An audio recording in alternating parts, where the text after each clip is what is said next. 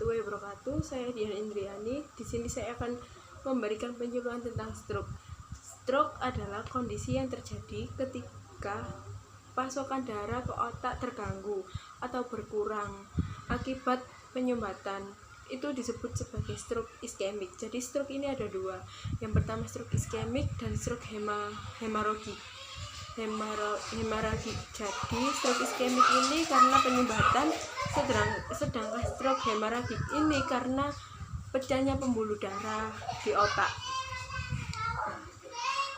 Tanpa darah, otak tidak akan mendapatkan asupan oksigen dan nutrisi, sehingga sel-sel pada sebagian area otak akan mati. Jadi jika tidak ada nutrisi pada otak, otak itu akan mati dan fungsinya juga akan menjadi terganggu gitu. Jadi ketika sebagian area otak mati, bagian tubuh yang dikendalikan oleh area otak yang rusak tidak dapat berfungsi dengan baik. Nah, stroke ini keadaan darurat medis karena sel otak dapat mati hanya dalam hitungan menit. Penanganan yang cepat dapat meminimalkan kerusakan otak dan memungkinkan munculnya komplikasi. Jadi gini, kalau misal orang stroke ini kan ada dua, karena penyumbatan atau pecahnya pembuluh darah. Nah, jika pecah pembuluh darah ini harus segera ditangani. Jika tidak, itu akan menyebabkan kematian ya, atau bisa ditangani tapi mungkin ada penyakit komplikasi yang lainnya. Sumber yang saya baca, stroke ini merupakan pembunuh nomor 1 di Indonesia. Sekitar lebih dari 15% ini kematian disebabkan karena stroke. Stroke iskemik atau stroke infark memiliki kejadian yang lebih sering dibandingkan dengan stroke hemoragik. Namun stroke hemoragik ini membunuh lebih sering dibandingkan dengan stroke iskemik. Jadi kebanyakan itu orang kena stroke iskemik. Jadi kalau stroke iskemik ini karena penyumbatan, jadi bisa disembuhkan gitu. Kalau hemoragik ini kan karena pecahnya pembuluh darah. Jika tidak segera ditangani mungkin akan menyebabkan kematian. Tapi kalau ditanganinya benar, orang itu juga bisa sembuh karena tidak seperti yang iskemik. Seperti itu. Tanda dan gejala ini, ingat slogan segera ke RS. Jadi jika ada tanda-tanda atau gejala yang muncul seperti yang nanti saya sebutkan, segera ke rumah sakit. Yang pertama, senyum tidak simetris, mencong ke satu sisi gitu, kemudian tersedak, sulit menelan air secara tiba-tiba.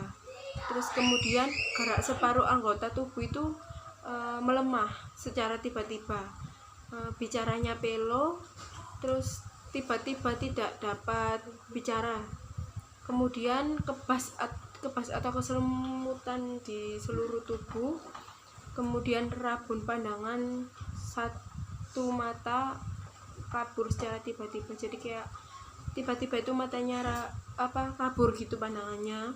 Kemudian sakit kepala hebat yang muncul tiba-tiba. Jadi kayak padahal sebelumnya itu nggak sakit kepala hebat, tiba-tiba muncul. Itu bisa. Stroke ini bervariasi, mulai dari gumpalan darah pada otak, terus kemudian tekanan darah tinggi, hingga pengaruh obat pengencer darah.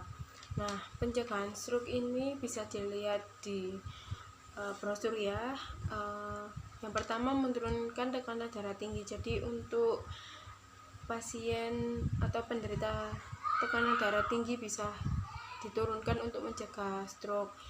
Kemudian menurunkan berat badan, ini juga sangat penting karena kalau di tubuh kita banyak sekali lemak, maka lemaknya itu akan menghambat aliran darah kita.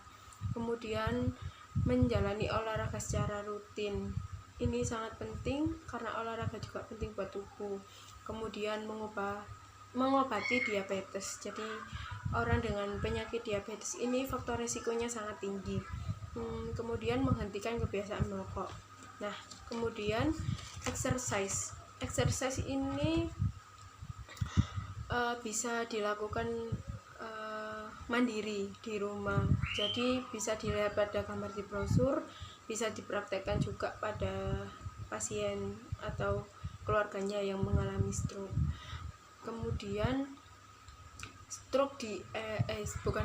kemudian bagaimana sih penanganan stroke di era pandemi seperti ini? Jadi kalau seperti pandemi sekarang ini kan tidak mungkin terapisnya menangani secara langsung. Jadi